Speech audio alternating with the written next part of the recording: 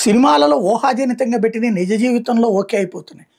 ఏయో గూఢచారి సినిమాల్లో అనుకుంటా ఓ మనిషి ఆహ్, ఏది అక్కడ ఎదురుగుండా కనబడ్డ గూఢచారి ఆ తలుపు తీయగానే కాల్పుల శబ్దాలు డైరెక్ట్‌గా కాల్చేటట్టు ఇట్లాంటివి ఉంటాయి. అది ఇవాళైతే ఆర్టిఫిషియల్ ఇంటెలిజెన్స్ అనొచ్చు. కానీ మనోళ్ళు అప్పట్లోనే ఆలోచనలు తీసుకొచ్చారు.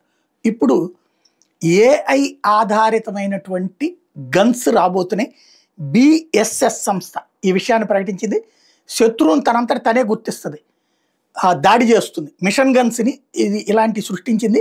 భారత సైన్యం ప్రస్తుతం దాన్ని పరీక్షిస్తోంది. బెంగుళూరుకి చెందినటువంటి రక్షణ సంస్థ బిఎస్ఎస్ అభివృద్ధి చేసిన ఈ ఆయుధం ఆహ్, అక్కడ దాని ఎదురుగుండా మూవ్‌మెంట్ కనబడితే చాలు ఆటోమేటిక్‌గా కాల్పులు జరుపుతదనమాట.